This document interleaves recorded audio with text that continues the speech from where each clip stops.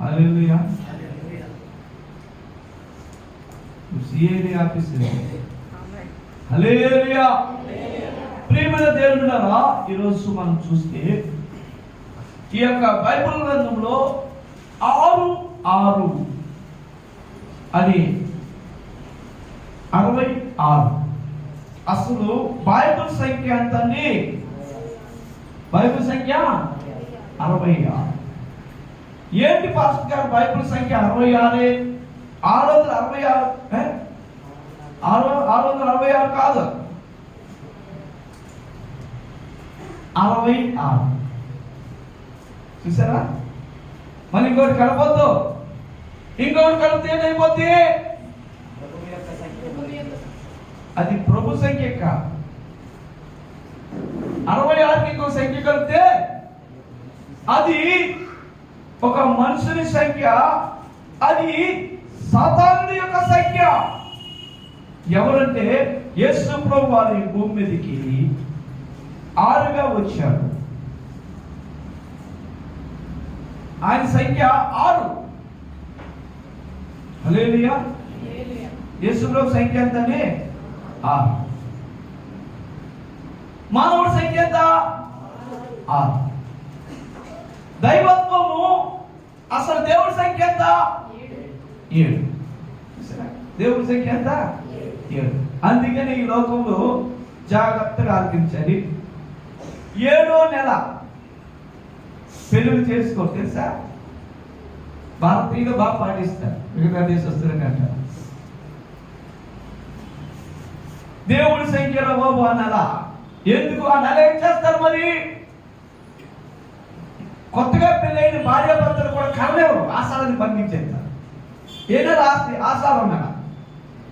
ఏంటి ఏమో పుష్పమ్మ గారు, ఏ నెలలోని ఆషాఢం నెల స్టార్ట్ చేస్తారు? ఇంటికి పెళ్ళైంది కొత్తగా, ఆచరించలేదు. ఏమే జనదా అదేమియా వేస్తున్నా. అప్పుడు కేసులో నమ్మించారు కదా. రైట్, సరిపోయింది. దేవుడు కదా 7వ నెలలో భార్యాభర్తలు కూడా ఒకరినొకరు చూసుకొని దూరంగా ఉంచుతారు. ఎందుకు? అది పరిశుద్ధ దేవుని యొక్క సంఖ్య. 7వ నెలలో వ్యాపారాలు చేయరు భారతదేశంలో. ఎక్కడ? మిగతా దేశాలు కాదు, భారతదేశంలో చెప్తున్నా. హల్లెలూయా. అంటే వారికి తెలియకుండానే దేవుని యొక్క సంఖ్యను వారు చాలా చక్కగా పాటిస్తున్నారు. ప్రియమైన దేవుడారా, 7 దేవుని సంఖ్య, 6 మానవుని సంఖ్య. మానవుడు దేవుడి చేత 6వ దినాన్ని చేయబడ్డాడు. ఈరోజు 6 రోజు. అందుకనే మానవుడిది 6వ సంఖ్య. మానవుడికి ఈ సమస్త మీద అధికారం ఇచ్చాడు దేవుడు. మానవుడి మీద ఈ సమస్త మీద అధికారం కలిగిన వాడు దేవుడు. అందుకని ఆయన 7. ఇంకా అంతకు మించిన సంఖ్య ఇంకొకటి లేదు. హల్లెలూయా. అందుకనే వారానికి 7 రోజులే. వారానికి ఎన్ని రోజులు? 7 రోజులే. ప్రియమైన దేవుడారా, మరి స్టార్ట్ చేస్తే మళ్ళీ ఏం చేస్తాం? స్టార్టింగ్ ఎలాగో ఆదివారం. అంటే ఆదివారం అంటే ఏంటి? సండే కాదు, ఆదివారం అంటే మొదటి రోజున అర్థం. హల్లెలూయా. దేవుడారా, జ్ఞాపకం చేసుకోండి. ఇలాగా 7 దేవుడి సంఖ్య, మరి 6 మానవుడు తయారు చేసిన సంఖ్య 6. మరి యేసు ప్రభు ఎందుకు 6 అయింది? యేసు ప్రభు సంఖ్య ఎందుకు 6కి వచ్చింది? అసలు బైబిల్ సంఖ్య ఎందుకు 66కి వచ్చింది? అంటే దేవుడారా, ఆయన దైవత్వం కలిగిన దేవుడు మానవుడిగా 7 నుండి 6కి దిగాడు. హల్లెలూయా. ఎక్కడైనా దిగాడండి? 7 నుండి 6కి దిగాడు. అందుకనే దేవుడు ఆయన సంఖ్య 6. కాబట్టి దేవుడు పాత నిబంధన అంతా 6. ఏమిటి 6 అంటే మానవుడు చేసిన పాపానికి ఆయన అనుభవిస్తున్న శిక్ష. పాపం వల్ల వచ్చే ప్రతి ఒక్క శిక్షను, పాపం యొక్క బంధకములను బంధించి, పాపం వల్ల మనిషి నాశనం అంతా పాత నిబంధన అంతా రాయబడి ఉంటుంది. ఏ మానవుడు కూడా పాపం నుండి తప్పించబడలేని విధంగా ధర్మశాస్త్రం ప్రతి మానవుని బంధించేసింది. అదే మానవుడిని రక్షించడానికి దేవుడు కొత్త నిబంధనగా చూసారా, పాత నిబంధన రక్తం, పశువుల రక్తంతో చేయబడాలి. కొత్త నిబంధన యేసుక్రీస్తు రక్తంతో చేయబడాలి. హల్లెలూయా. పాత నిబంధన ఎన్నటికీ కూడా మనిషిని నిత్యత్వానికి నడిపించలేనిది. పాత నిబంధన మనిషిని పాపం నుండి విడిపించలేనిది. కొత్త నిబంధన మనిషిని వారి పాపం నుండి విడిపించి నిత్యత్వానికి నడిపించేది. చెప్పడం ఆ కొత్త నిబంధన యేసుక్రీస్తు వారు తీసుకొచ్చారు. ఆయన ద్వారా కొత్త నిబంధన మనకు వచ్చింది. కాబట్టి మొదటి మానవుడు ఆదాము. హల్లెలూయా. రెండవ మానవుడు, మీరు రోమీయులు రాసుకుంటే 5వ అధ్యాయం అనుకుంటాను, చూసుకుంటే మొదటి ఆదాము, రెండో ఆదాము. హల్లెలూయా. చూసారా, మొదటి ఆదాము వల్ల పాపం వచ్చింది, రెండో ఆదాము వల్ల పాపము పరిహారింపబడ్డాలి. చెప్పడం దేవుని స్తోత్రాలు చేద్దాం. హల్లెలూయా. 6:66 అదే బైబిల్ గ్రంథం. హల్లెలూయా. ఆదాము వల్ల వచ్చే శాపం అంతా పాత నిబంధనలో రాయబడ్డది. శాపము నుండి విమోచింపబడే సమస్తం కూడా కొత్త నిబంధనలో రాయబడ్డది. అదే యేసుక్రీస్తు ద్వారా కొత్త నిబంధన ప్రారంభించబడాలి. పాత నిబంధన ఆదాము వల్ల ప్రారంభించబడాలి. హల్లెలూయా. కొత్త నిబంధన ఎవరి గురించి చెప్పబడుతుంది ఎక్కువ. కాబట్టి దేవుని ద్వారా 6 సంఖ్య 66 ఇది మన యొక్క బైబిల్ యొక్క సంఖ్య. మానవుడు దేవుడు కలిసిన సంఖ్య 66. హల్లెలూయా. మానవత్వము దైవత్వము కలిగిన యేసుక్రీస్తు వారి యొక్క సంఖ్య దేవుని ద్వారా 6, బైబిల్ 66. మానవుడు యేసు ప్రభు సంఖ్య. ఎందుకు ఈరోజు ఈ మాట చెప్తున్నాను? దీని ద్వారా సంఖ్యల గురించి చూసుకున్నప్పుడు కూడా మనము దేవుని ఈ లోకంలో మనుషులు ఏవేవో చెప్తారు, వాటిని చెప్పి వాటిలో మోసపోయి మిమ్మల్ని మీరు మోసపోవద్దు. మీకు ఒక మాట చెప్తాను, చాలాసార్లు చెప్పి ఉన్నాను, మళ్ళీ చెప్తాను. ఒకరోజు జైపూర్ మహారాజు గారు మంచి కచేరీలు పెట్టాడట. కచేరీలు పెడితే ఈ కచేరీలో సూపర్గా అందరూ ఆరాధిస్తూ డాన్స్ వేస్తూ చక్కగా జైపూర్ మహారాజు సంతోషిస్తూ తాగుతూ ఆనందిస్తున్నప్పుడు అక్కడ వాళ్ళందరి మధ్యలో ఒక ఎన్నివాడు లాంటి వాడు వచ్చి వాడు డ్యాన్స్ వేస్తూ ఇలా కలగలుగుతున్నాడు. అందరూ డ్యాన్స్ వేస్తూ ఆడపడి పిచ్చోడు ఇలా డ్యాన్స్ వేసుకుని వెళ్ళగలుగుతున్నాడు. పిచ్చి పనులు చేసుకొని ఉన్నారు. ఉంటే ఏం జరిగిందంటే,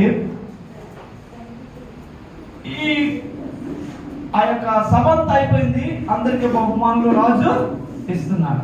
బాగా డ్యాన్స్ వేసిన వాళ్ళకి మంచి బహుమానులు, నాటకాలు వేసిన వాళ్ళకి బహుమానులు, పని చేసిన వాళ్ళకి బహుమానులు, అందరికీ బహుమానులు ఇచ్చారు. కానీ లాస్ట్ పిక్చర్ మొత్తానికి గుడిపోయారు. పిక్చర్ చూశారు, సీట్కి ఏదో బహుమానం ఇవ్వాలి, ఈ పిక్చర్కి ఏదో బహుమానం ఇస్తాం. పిక్చర్కి ఏది ఇచ్చినా సరే తెలుస్తుందా? పిక్చర్కి అనేసి పిక్చర్కి పిలిచాడట. పిలిచి రాజు దగ్గర ఒక కర్ర ఉందంటే, ఇంత కర్ర ఉంటే ఆ కర్ర తీసి ఆ పిక్చర్కి ఈ కర్ర నీకు బహుమానం ఇస్తాను. ఎందుకు తెలుసా? నీకంట తెలివి తక్కువ అర్థమ్మా. ఎవడండి నీకంట తెలివి తక్కువ అర్థమ్మ ఈ లోకంలో ఎవడైనా ఉంటే వాడి చేతిలో నువ్వు పెట్టరా అని రాజుకి ఆ కర్ర ఇచ్చాడు. రాజు ఆ పిక్చర్కి ఆ కర్ర ఆ పిక్చర్ ఏం చేసి ఆ కనపడుకొని సంతోషించి రాజు నా కర్ర ఇచ్చాడు అనుకుని సంతోషంగా వెళ్ళిపోతున్నాడు. అయిపోయిన తర్వాత కొన్ని రోజుల తర్వాత ఈ రాజు గారికి ఏదేం జరిగిందంటే, ఒక జ్యోతిష్కుడు వచ్చారు. రాజా నీకు జ్యోతిష్కుడు చెప్పాలి. రాజుకి జ్యోతిష్కుడు పిచ్చి ఎక్కువ. ఏ పిచ్చే? జ్యోతిష్కుడు పిచ్చి ఎక్కువ. చాలా మందికి జ్యోతిష్కుడు పిచ్చి ఎక్కువ. చాలా మంది చూసుకొని ముహూర్తాలు పిచ్చి ఎక్కువ. ఆ ముహూర్తాలు జ్యోతిష్కాలు నీ జీవితాన్ని నాశనం చేసేస్తే జాగ్రత్త. ఏం జరిగిందంటే రాజుకి ఆడొచ్చి చూశాడు, రాజా నీ జాతకం బాగోలేదు రాజా అన్నాడు. రాజు గుడి జారిపోయిందంటే దీంట్లో నా జాతకం బాగోలేదు అంటున్నా. ఏం చేయాలంటే, రాజా నీకు త్వరలో మరణము వచ్చి ఉంది, వెలగనే సరిపోతావు, బ్రతికని ఇంకా 4 సంవత్సరాల బతుకుతావు, తర్వాత చచ్చిపోతావు. ఏంట్రా రాజు దేని నమ్మాడు? జ్యోతిష్కాన్ని నమ్మాడు. దేని నమ్మాడు? జ్యోతిష్కాన్ని నమ్మాడు. నాకు చాలా మంది అలాగే చెప్తుంటారు, పాస్టర్ గారు మీరు ఇల్లు తీసుకున్నారు, మీరు ఎలాగైపోతారంటే ఆయన తీసుకొని ఇంకొక ఇల్లు కొనిసాను. పాస్టర్ గారు మీరు ఆయన దగ్గర వెళ్ళాలంటే నాశనం అయిపోతారు, ఆయన దగ్గర మా బ్రతుకులు బాగుపడ్డాయి. దేవుడారా నమ్మేవా మోసపోతావు. నమ్మడము సత్యమైన దాన్ని నమ్మితే నువ్వు దీవించబడతావు. సత్యమైన యేసుక్రీస్తు. ఈ లోకములో ఏది సత్యం కాదు, సత్యమంతా ఉంది అదే యేసయ్య. ఏం జరిగింది? ఈ రాజుకి రోజు రోజు టైం అయిపోతుంది, మనసులో నిద్ర లేదు. ఈ 4 సంవత్సరాలు చచ్చిపోతానని ఈడన్నాడు. రాజు 3 సంవత్సరాలకే మంచి ఎక్కించాడు. రాజుకి మనోవేదన పట్టించింది. ఎందుకు మనోవేదని? మనోవేది పక్కనే ఈ సెంటర్ పాయింట్ మొత్తం దగ్గర చాకరపేటలో ఒక మాన్యకి అమ్మని ఒక ఆవిడ ఉండేది. ఆవిడకి ఏం జరిగిందంటే హాస్పిటల్ తీసుకెళ్ళి ఒకసారి పిల్లల పుట్టకుండా ఆపరేషన్ చేశారు. ఆపరేషన్ చేస్తే ఫ్యామిలీ ప్లానింగ్ ఆపరేషన్ ఏదో చేశారు. ఆ గర్భసంచి తీసేస్తారు కదండి, తీసేశారు. తీసి అంతా అయిపోయింది, బాగానే అయిపోయిన తర్వాత ఆవిడకి సడన్ గా ఎవరో మాట్లాడుకుంటారు. ఏమని? ఒక రోజు ఒక ఆమెకి ఒక డాక్టర్ గారు ఆపరేషన్ చేస్తూ ఆ చిన్న కత్తిరి కడుపులో వదిలేశాడు. ఈ మాట ఈవిడికి ఆపరేషన్ అయితే ఆపరేషన్ లోతా ఈవిడికి ఏంటి ఆడు మాట ఏమన్నది, నా కడుపులో డాక్టర్ ఏదో వదిలేశాడు, నా కడుపులో డాక్టర్ ఏదో ఎన్ని స్కానింగ్లు తీసినా ఏమిటి బాగుంది, కానీ ఈవిడ మొత్తానికి ఈవిడేంటి నమ్మింది? జాగ్రత్త, నువ్వు నమ్మిందే నీ నెత్తి మీదకి వచ్చి నీ నాశనం చేస్తాను.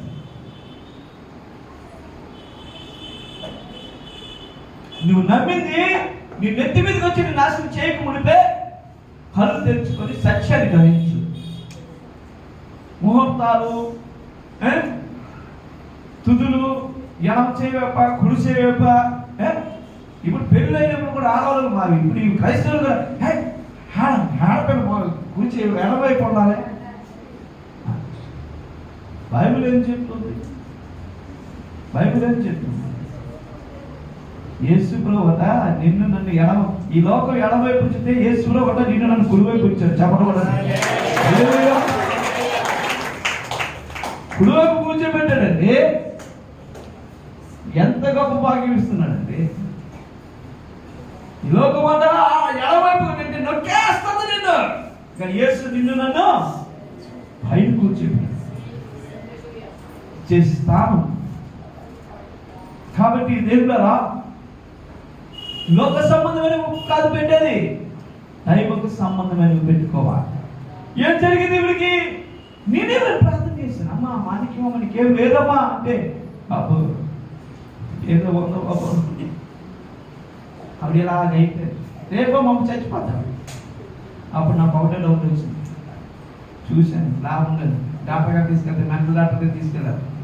అన్నాడు, అమ్మా నీ కడుపులో కత్తి ఉందన్నాడు. అయ్యా చెప్పవయ్యా, కొంచెం మనసు నెగిసింది అంటే కత్తి ఉందా నెగిసింది. ఏం జరిగింది తెలుసండి? అయ్యా ఏంటి అది ఆపరేషన్ చేయిస్తాను, మీ ఆయన పట్టుకొని 1 లక్ష రూపాయలు పడమ్మా. 1 లక్షలు ఏదయ్యా మినిమం 70,000 అవుతుంది అన్నాడు. 70,000 ఇచ్చింది. జాగ్రత్తగా తీసుకొచ్చి కొడుకులందరూ తీసుకొచ్చి 70,000 పట్టుకొని వచ్చాను. పట్టుకొని వచ్చిన తర్వాత ఆపరేషన్ చేయాలి తీసుకెళ్ళాను.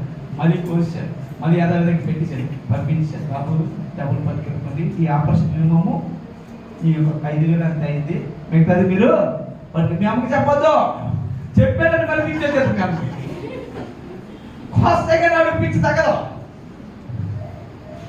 కత్తిరెత్తి లేదు కానీ కొయ్యరావిడికి అనుకుంటుంది కాబట్టి అప్పుడు తీసి ఒక కత్తిరి చూపించండి. పక్కన దమ్మెది కత్తిరి అలాంటి డబ్బు తీర్చాడు, ఆవిడ తీర్చాడు పోలేము అని మర్చిపోయి పెట్టారు అనుకో, కేసు పెట్టారు మాట్లాడారు.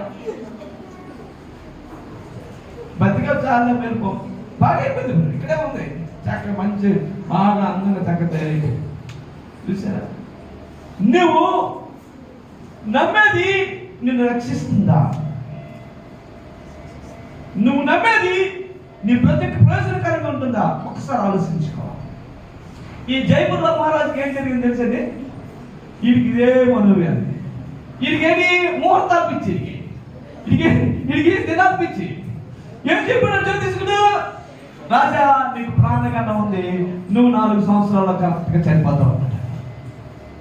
3 సంవత్సరాలకి 4 సంవత్సరాలకి అయిపోయాడు. ఎవడు తిండి పెట్టినా ఎక్కదు. మనోవ్యాధి ఉంటే ఎంత బలమైన ఆహారం పెట్టినా సరే ఎక్కదండి. చూడండి, కొందరు మనోవ్యాధులతో అలా నీరసం అయిపోయి తింటారు. ఎంత తిన్నా సరే ఇది డేడుగైపోతాడు, నీకు ఏదో పెంచుంది, ఇది మనసులో ఏదో మనోవేదన ఉంది. చూసారా, అలాగే వీళ్ళు రాజు అయిపోతున్నాడు. ఇంకా ఎవరితో మాట్లాడు, ఎవరు ఇలాగా అంటున్నాడు రాజు. ఏం జరిగింది ప్రియమైన దేవుని ద్వారా? ఈ రాజుకి అందరు కూడా ఏంటి, రాజుకి కొంచెమైనా చూడండి, ఎవరికైనా మనోవ్యాధితో బాగా పిచ్చో లేకపోతే మనం ఏం చేస్తాం, వాళ్ళకి ఏదో సర్కస్కో ఇది బీచ్కో సరదాగా డాక్టర్ గారు బీచ్ గారు తీసుకెళ్ళండి కొంచెం మర్చిపోతారేమో అన్నారు కదా. అలాగా తిప్పడానికి ఏం చేశారంటే, అప్పుడు ఆ మంత్రులందరూ కూడా సభలో ఉన్న వాళ్ళందరూ కూడా ఆలోచించి, రాజు ఇంత బాధగా ఉన్నాడు కాబట్టి రాజు సంతోషంగా ఒక మరి విందుని ఏర్పాటు చేశారు. విందు ఏర్పాటు చేసి అందరూ డాన్స్ వేసి గొద్దుతున్నారు, అన్ని చేస్తున్నారు. రాజు అలాగే చూస్తున్నారు. అలాగే కానీ నా పట్ల వీడికి అసలు మనసు లేదు. ఇప్పుడు మనసు అంతా ఏంటి, ఇంకెందుకు సంవత్సరంలో చచ్చిపోతాను, ఇంకొంచెం రేపో మమ్మ చచ్చిపోతాను అని అసలు రాజు నవ్వట్లే. నవ్వలేనప్పుడు అందరూ డాన్స్ వేసి మ్యూజిక్ చేసి ఇవి చేసి అవి చేసి వెళ్ళిపోయారు. వాడితో పాటు ఆ పిచ్చోడు కూడా వచ్చాడు. వచ్చాడు మధ్య సుమతమైన ఎదుగుతామని అన్నాం కదా, ఆడు డాన్స్ చేసేసి రాజు అస్సలు నవ్వట్లే. ఆ డాన్స్ అంతా పడిపడి నవ్వుతున్నారు, కానీ రాజు కొంచెం కూడా నవ్వలే. నవ్వకపోతే ఎలా డాన్స్ వేసుకుని వచ్చి రాజు చేసి రాజు ఏదో రక్షించబడి అంతే అన్న కార్తీస్ రాజు చేతులు పెట్టి వెళ్ళిపోయాడు. ఎందుకోగానే రాజుకి అప్పుడు దాకా మతి సుంతులు లేనుడికి ఇది అన్నాడు కదా, ఎప్పుడు అన్నాడు స్టార్టింగ్ ఏంటన్నాడు రాజు, నీకంట పనికి మాట్లాడు ఏది దత్తం ఉంటే ఆ చేతులు పెట్టమని నా చేతులు కాదు కదా, నేను ఎలకామవుతాను నీకు అని రాజుకి కోపం వచ్చింది. అప్పుడు అని అన్నాడు, రాజా రైట్, నువ్వు చెప్పిన మాట చాలా బాగుంది. అస్సలు నీకు మనోవ్యాధి ఎందుకు వచ్చింది చెప్పు రాజా, నీ కారణం ఏమిటి, ఎందుకు నువ్వు కృంగిపోతున్నావు? రైట్, అలా జ్యోతిష్కుడు ఏం చెప్పాడు, కరెక్ట్గా 4 సంవత్సరాల్లో చనిపోతాం అన్నాడు. రైట్, మంచిదే కదా. ఆ జ్యోతిష్కుడు పిలిపించండి, ఇప్పుడు నేను జ్యోతిష్యం చెప్తానంట. రైట్, నాకు జ్యోతిష్యం చెప్పు, నేను చెప్తాను కదా అని ఇలా దాని చేస్తాను. మంత్రి గారు చాలా తెలివైనాడు కదా అని పిలిపించి అలా నిలబడ్డాడు. ఈ మెంట్లో ఏం చూపించాడు, ఎలా డాన్స్ చేస్తాను అడుగుతున్నాడు మంత్రి గారు. అయ్యా రాజుగారు ఇంకా చూడాలి, సంవత్సరం లోపేస్తుంది, 4 సంవత్సరాలు 3.5 సంవత్సరాలు చనిపోతుంది రాజు. 4 దాకా ఉన్నాడు. జ్యోతిషం అచ్చ సాక్షిగా చెప్తుంది అంటున్నాడు. అప్పుడు ఎవరు ఈ మెంట్లో అడిగాడు, అయితే నువ్వెన్ని రోజులు బతుకుతావు గురువు గారు అని. నాకా ఇంకా దీర్ఘాయు ఉంది, 70 సంవత్సరాలు ఎత్తుతాను అంటే 2 సంవత్సరాలు అంటే నాకు 65. అబ్బా ఇంకా 5 సంవత్సరాలు బతికేస్తావా? నేను దీర్ఘాయుగా బ్రతుకుతాను, చక్కగా కళ్ళు మూసుకొని ఎవరికి ఏ బాధ రాకుండా చచ్చిపోతాను నేను అన్నాడు. వెంటనే అక్కడ మంత్రి గారు రాజుగారు అక్కడ కూర్చున్నాడు. వాడు అక్కడ నిలబడ్డాడు. ఈ మెంటలో ఇక్కడ ఉన్నాడు. రాజుగారి దగ్గర మెంటలు వేసుకుంటాడు. మెంటలాగా ఎదుగుతున్నాడు. వెంటనే రాజుగారి యొక్క పొరలో ఉన్న కత్తి తీసి పక్కన పేక నచ్చి ఎవరి పేక జ్యోతిష్కుడి పేక. రాజుగారిని అడుగుతున్నాడు, రాజా అది 8 సంవత్సరాలు బతుకుతున్నాడు రాజా. ఇంకొక 5 సంవత్సరాలు బతుకుతానన్నాడా? నువ్వు చచ్చిపోతావు అన్నాడు. ఇప్పుడు ఎవరు చచ్చిపోయాడు రాజా? అలాంటి నమ్మక రాజా. హల్లెలూయా హల్లెలూయా. దయచేసి ప్రియమైన దేవులారా, మీ రాకపోకల్లో మీకు దేవుడే తోడుందా? హల్లెలూయా.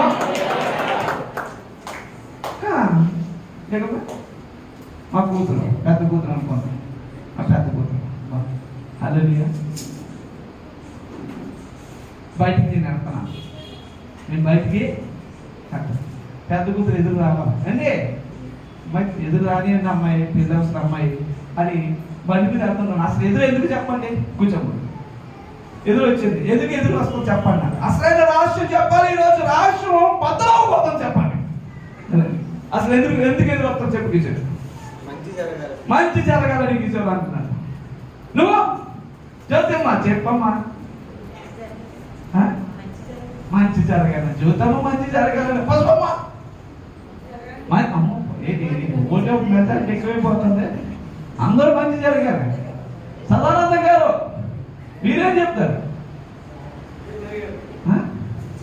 మంచి జరగాలి. పిల్లమ్మను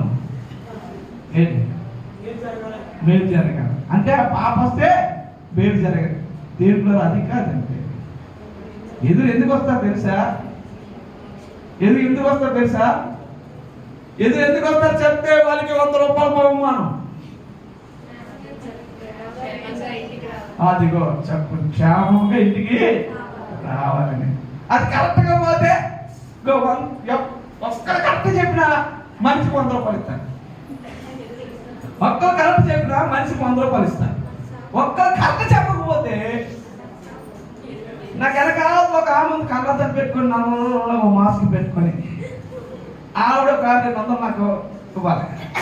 వీళ్ళందరి దగ్గర రూపాయి కలెక్ట్ చేసి నాకు ఇచ్చిన. అమ్మా ఇదే బాధ. ఎందుకు అమ్మ ఎదురు వస్తారు నాకు చెప్పాలి కరెక్ట్గా. అసలు ఎదురు ఎవరికి? అసలు ఎదురు ఎవరికి? బయటికి ఒరే నువ్వు బయటికి వెళ్తున్నారా? ఏ తాగేసి ఏటి పట్టాలి తిరక్క ఒళ్ళు దగ్గరెట్టుకుని ఇక్కడ చెట్టంత కూతురు ఉంది, పెళ్లి చేయాలి, ఆలోచించుకో. ఏ ఆత్మహత్య చేసుకోకరా. ఎటు పడతారు తిరక్క ఏటి కనబడుతుంది. దేని నిన్ను కూడా దాంట్లో కనబడి చక్కగా అందరాని బొమ్మలా నా భార్య అవుతారు. అమ్మలాంటి భార్య ఏ కొంపలో ఆ కొంపలో పోతారా? ఎదురు అందుకని ఇంటికాడ బాధ్యతని మర్చిపోకుండా ఉండాలి. హల్లెలూయా.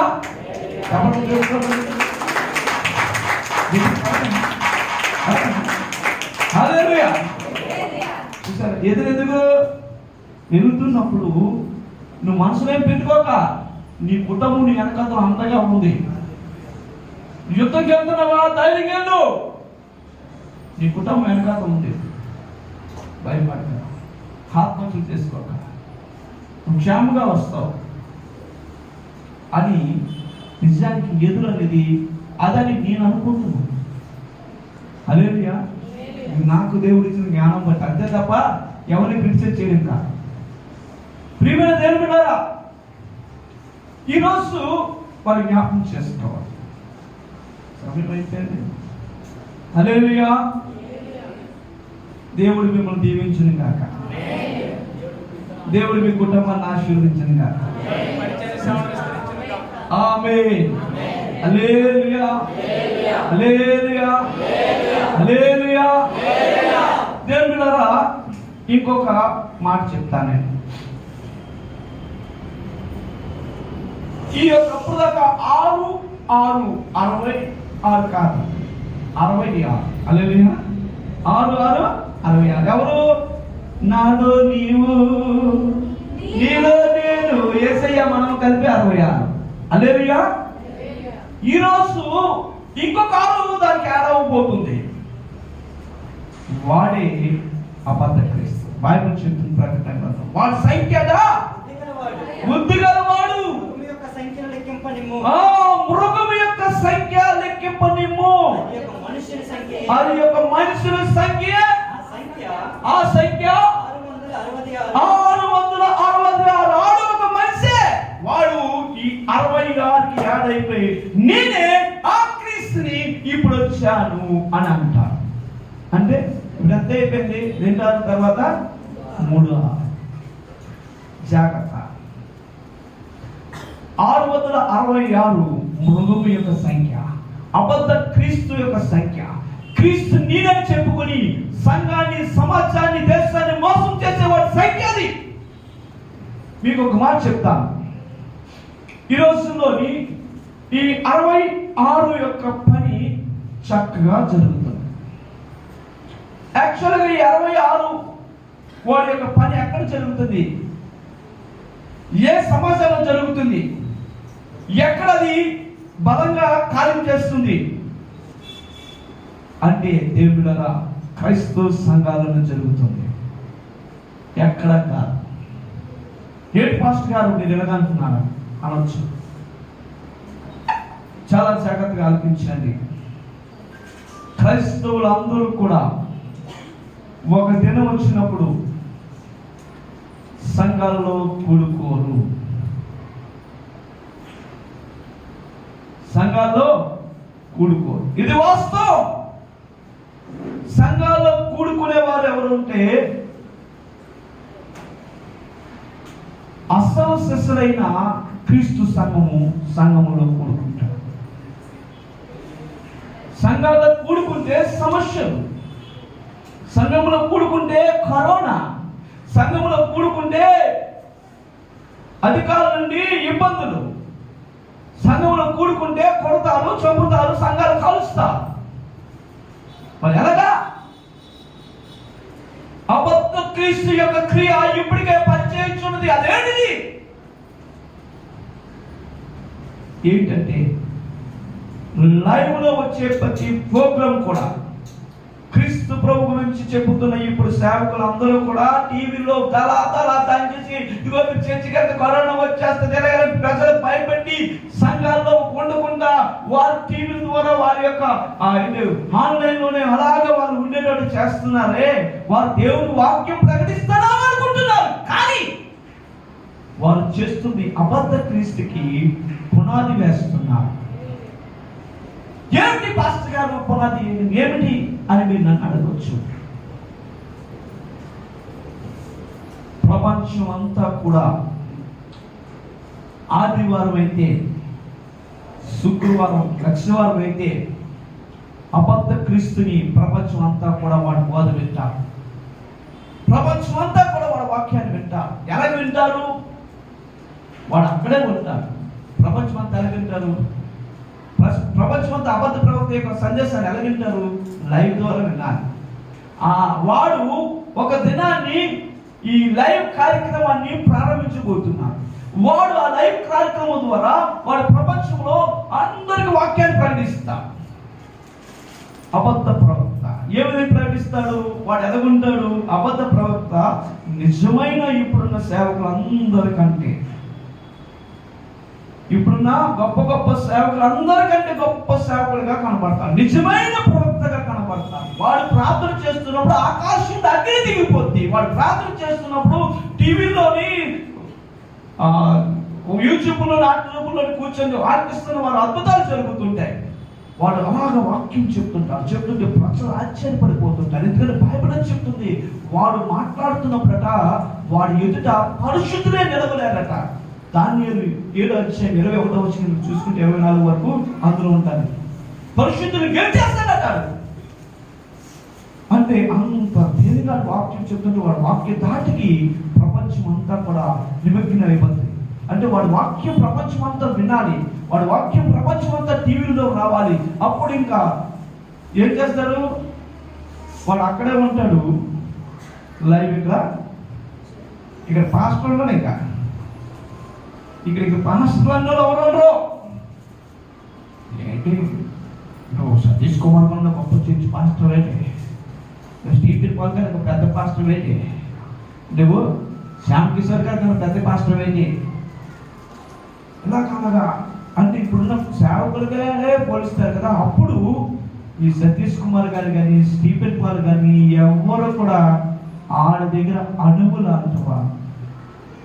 ప్రపంచం అంతా కూడా ఈరోజు టీవీలో సతీష్ కుమార్ గారు స్టీఫెన్ పాల్ కానీ పెద్ద పెద్ద సేవకుల యొక్క ఇంట్లో చర్చిలకు వెళ్ళకుండా ఇంటికాడ కూర్చొని లైవ్ చూస్తూ కడుపు నమ్మగా తింటూ కాలు వేసుకొని ఉంటున్నారో వీళ్ళందరూ కూడా ఒక దినాన్ని వార్డ్ లైవ్కి అలవాటు పడిపోతారు.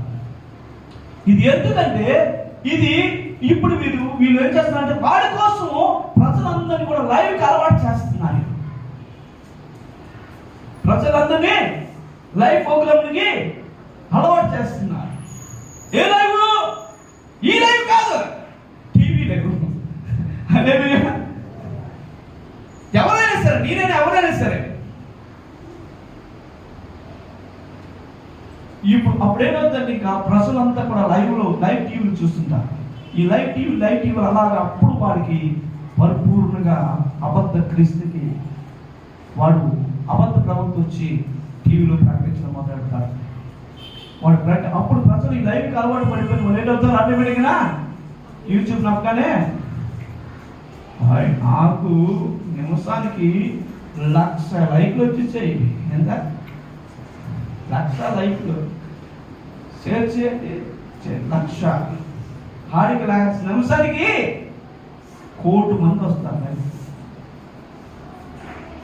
అంటే వాడి కోసం లైవ్లో వాడు చేసే ప్రోగ్రాం కోసం ప్రజలను లైవ్ కార్యక్రమాలకి సాతానుడు ఏ విధంగా ఎవరిని వాడుకుంటున్నాడంటే, నేను బాగా చెప్తున్నాను వాక్యం అనుకుని చెప్పుకుంటున్నారే వారందరినీ వాడుకుంటున్నారు. అలాగని సేవకుడిని విమర్శించట్లే, జాగ్రత్తగా ఉన్న ప్రతి సేవకుడు కూడా సంఘం ఎదుట సేవ చేయాలి. హల్లెలూయా. వాడు టీవీ ముందునే వాళ్ళిద్దరు కూడా బట్టలు కూడా వేసి ఇలా కాలు చేపని కూర్చుంటారు. అది మర్యాద ఉంటుందా చెప్పండి? హల్లెలూయా. ప్రియమైన దేవుని ద్వారా అబద్ధ క్రీస్తు రాబోతున్నారు. 666 వారు రాబోతున్నారు. వాడికి ఈ లైఫ్ ప్రోగ్రామ్స్ అన్ని సిద్ధపాటు. అప్పుడు ఆడపరిచర్య ఎలాగుంటుందో తెలుసా? ఆది కాలంలో అపోస్తలుడైన పౌలు, పేతురు శిష్యులు యెరూషలేములో వాక్యం ప్రకటించారా? మొట్టమొదటి ప్రసంగం ప్రకటించగానే ఎలా జరిగింది? అక్కడ చూడండి, అపోస్తలులు రాసిన కార్యములు 2వ అధ్యాయంలో అక్కడ అనేకమైన భాషల తెగకు సంబంధించిన వాళ్ళు వచ్చారు. అక్కడ ఎన్ని భాషలు? చాలా మంది. చూద్దాం ప్రియమైన దేవులారా, చదవమ్మా. ఎవరు ఎన్ని మంది చదువునే చదువుతాం. ఎన్నో వచనం అమ్మా? 9వ వచనం చదువుతాం. పాస్తీలు, మాదీలు, ఎలోమీలు, ఇసోపతీయులు, యూదియా, కప్పదోమియా, ఒందు, ఆసియా, ఇండియా, పంపులియా, ఐగుప్తు దేశంలో నివసించే వారు. ఎందుకంటే ఈ 10 రకాల భాషలు కలిగిన దేశాల నుండి వచ్చారు. వీళ్ళందరికీ పేతురు చెప్తుంటే ఒకసారి అర్థమైపోతా? చెప్పండి. పేతురు చెబుతున్నప్పుడు వీళ్ళందరికీ ఎలాగ అర్థమైంది? ఇన్ని వేల మందికి పిచ్చెక్కిపోయారు. ప్రజలు పిచ్చెక్కిపోయి, ఏమిట్రా వీరు మన భాషతో మాట్లాడుతున్నారు, వీరు మన భాషతో దేవుణ్ణి గొప్ప కార్యాలు నిర్వహిస్తున్నారు. ఎలాగంటే మాట చెప్తాను. పేతురు ఆయనకు వచ్చిన భాషలోనే మాట్లాడాడు. హల్లెలూయా.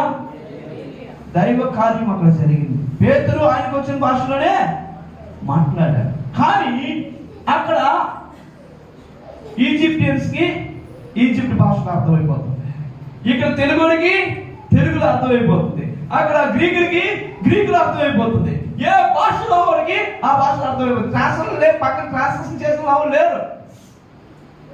అలాగా ప్రపంచం మొత్తం మీద ఇది వాస్తవం నేను చెప్తున్నాను, దేవుడు నాకు ఇచ్చే ప్రత్యక్షమని చెప్తున్నాను. నేను టీవీ ద్వారా వాడు ఒకే ప్రసంగం ఒకే భాషతో చెప్తాడు, ప్రపంచం అంతా కూడా ఆ భాషల్లోకి ట్రాన్స్లేషన్ అయిపోతుంది. హల్లెలూయా.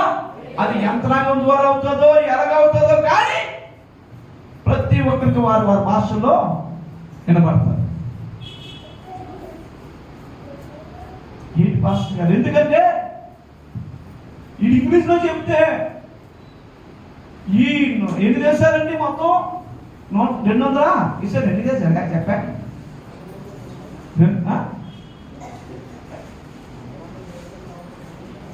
250 దేశాలు పైన ఉన్నాయి. ఈ 250 దేశాల్లో ఒక్కొక్క దేశం ఒక్కొక్క భాష.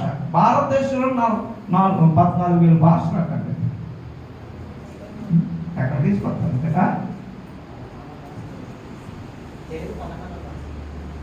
క్షమించండి, 14,000 కాదు, తెలుగు 16వ భాష.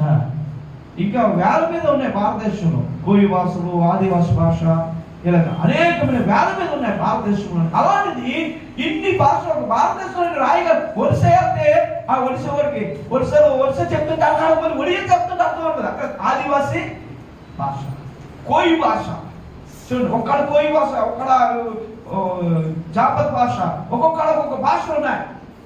ఇలాగ టీవీలో చెప్తుంటే ఈ పక్క నుంచి ఒడియా కూడా చెప్తుంటాడా, వాడు ఒక మాట చెప్తే ఒక రోజు పడుతుంది. అలాగే లేదండి, త్వరలో ఇలాంటి మీకు ఒకటే ఆనవాళ్ళు చెప్తున్నాను. ప్రపంచం అది వాయిస్ ముందుగానే ట్రాన్స్లేట్ చేసే ఆ యొక్క సిస్టమ్స్ తయారవుతాయో ఏదవుతాయో కానీ ప్రపంచం అంతా కూడా వాడు ఒకే భాష చెప్తుంటే ఎవరే భాషలో వినాలనుకుంటే ఆ భాషలో వస్తుంటుంది అక్కడికి. దానికి ఈ టీవీ పరిచయాలన్నీ కూడా పునాది వేస్తున్నాయండి. అలాగే టీవీ పరిచయం చేస్తున్న వాళ్ళు అప్పుడు నేను కించపరచట్లేదు, కానీ ప్రజలు దానికి అలవాటు పడద్దు.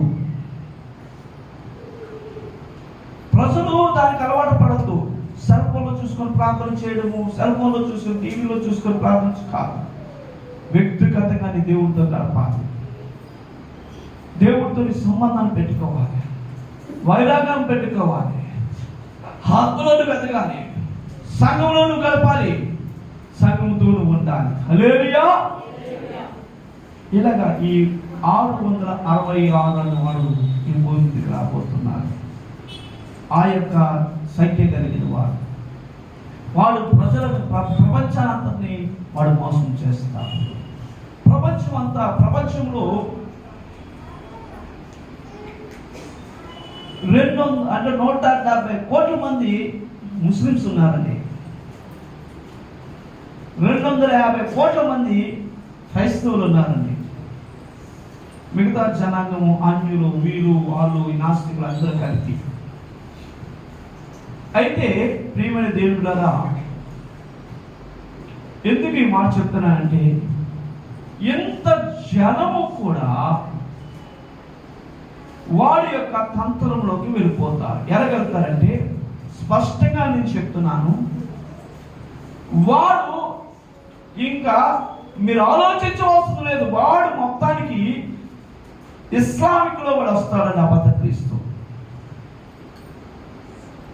పోపు కాదు, మన ఈ మధ్య కొత్త ట్రంప్ అబద్ధ క్రీస్తు, ఇలా ఎవరు కాదు, అబద్ధ క్రీస్తు ఇస్లాంలో వస్తా అంటే ముస్లిమ్స్ లో పడి వస్తే అబద్ధ ప్రవక్త యూదుల్లో కూడా రావచ్చు, ఎక్కడైనా రావచ్చు. ఎందుకంటే అబద్ధ క్రీస్తుకి మార్గం సరళం చేయవాడు అబద్ధ ప్రవక్త. యేసు క్రీస్తుకి ఏ విధంగా అయితే బాప్తిస్మం ఇచ్చి యోహాను మార్గం సరళం చేసి ఈయన యేసు అని చెప్పాడో అలాగా అబద్ధ ప్రవక్త కూడా అబద్ధ క్రీస్తు కోసం ముందుగా పుడతాడు. వాడు ప్రపంచంలో క్రైస్తవులందరినీ కూడా వాడు తట్టు తిప్పుకుంటాడు. వాడు తట్టు తిప్పుకొని ఎప్పుడైతే అందరూ వాడు తప్పు తిరిగిన తర్వాత అప్పుడు వాడు చెప్తారు ఈయనే యేసు అని అబద్ధ క్రీస్తు వైపు వాడు చూపిస్తాడు. ఆ దినాల్లో బాప్తిసం యోహాను మాటే మాట. అలాగా దేవుని ద్వారా ఎందుకు పాస్టర్ గారు మీరు స్పష్టంగా ఖచ్చితంగా ఎందుకు చెప్పగలుగుతున్నారు అని మీరు నన్ను అడిగితే నేను చెప్తాను. ఎందుకంటే నేనైతే ఏ ఖురాన్ చదవలేదు, ఏమి చదవలేదు. కానీ ప్రియమైన దేవుని ద్వారా నాతో కొంతమంది ముస్లిం సోదరులు మాట్లాడే మాటలు బట్టి నేను ఈరోజు ప్రసంగం చెప్తున్నాను. ఏంటంటే నువ్వు నమ్ముతున్న యేసు కాదు, నిజమైన యేసు కాదు, ఆయన సైతాన్ అని చెప్పారు. ఏంటంటే అలాంటే నిజమైన యేసు చచ్చిపోలేదయ్యా, నిజమైన యేసు అల్లా తీసుకుని వెళ్ళిపోయాడు. ఆయన శిష్యుని యేసు అనుకొని వాళ్ళు సిలువ వేశారు. ఇంకా ఏంటి అంటే ఇదిగో నిజమైన యేసు రాబోతున్నాడు, నిజంగా యేసుని పూజించే మిమ్మల్ని అందరినీ ఆయన శిక్షిస్తాడు, మమ్మల్ని కాపాడుతాడు అన్నారు. మా రాజ్యం భూమిలో స్థాపిస్తామన్నారు. అంటే వాళ్ళు మెస్సయ్య వచ్చి నిజమైన క్రైస్తవుల్ని శిక్షిస్తారు.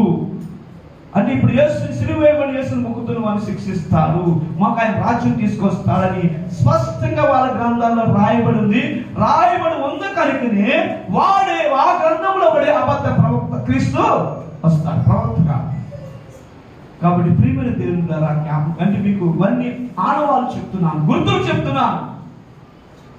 చాలా జాగ్రత్తగా ఉండాలి. ఇంకా దేవుడు మీకు ఏమని బయలుపరిస్తే ప్రార్థన చేసి తెలుసుకోండి, తప్పులేదు. ఒకవేళ నాలో ఏమో తప్పు ఉంటే పాస్టర్ గారి ఏమో వచ్చింది తెలవుందేమో చెప్పండి, మీకేమో తెలిసినట్లయితే. హల్లెలూయా.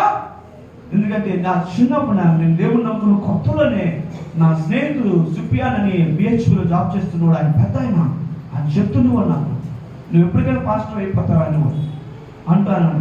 యేసు ప్రభు మీరు సిలువ వేస్తున్న యేసు ప్రభు చూస్తున్నారు, ఆయన కాదు, యేసు ప్రభు అని వస్తారు. వాళ్ళ సూర్యుడు చంద్రుడు అక్కడ మార్పులు చెందుతాయి. ఇవన్నీ ఏవో చెప్పాడు ఆయన. చెప్పుతూ ఆ మాట నా హృదయంలో ఉంది. అంటే వాళ్ళ గ్రంథములో మెస్సయ్య వస్తాడు.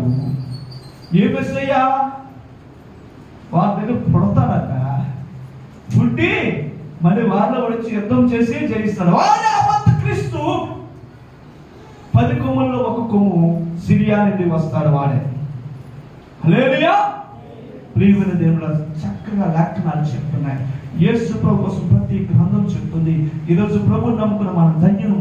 ఆఖరి దినాల్లో ఉన్నాం. దయచేసి మారు మనసు పొందండి, చెడుతనాన్ని విడిచిపెట్టండి, ప్రభు కొరకు జీవించండి. దినాలు దుర్దినాలు చూడద్దు. నువ్వు చస్తే నరకానికి వెళ్ళిపోతావు. నరకం భయంకరంగా ఉంటుంది, అగ్గిలా కాలిపోతుంది. ఆత్మకు సమాధానం ఉండదు, నెమ్మది ఉండదు, ఆత్మ వ్యాధులతో బాధపడుతుంది. ఈ లోకంలో డబ్బు ధనము సంపాదించొద్దు అనట్లేదు. వాటి మీద మనసు పెట్టద్దు, మంచితనం మీద మనసు పెట్టు, ప్రేమ మీద మనసు పెట్టు. నిన్ను నీ పొరుగుని ప్రేమించు, దేవుడిని ప్రేమించు, దేవుని కొరకు జీవించు, పరిశుద్ధంగా జీవించు. దేవుడ దయచేసి జీవించిన కొద్ది కాలం కూడా యోగ్యమైన జీవితాన్ని జీవించడానికి సిద్ధపడతాం. ప్రార్థన చేసుకున్నాం, కళ్ళు మూసుకున్నాం. దేవుడు మనతో మాట్లాడే ప్రతి మాటలు జ్ఞాపకం చేసుకున్నాం. Hallelujah. Praise the Lord. Thank you.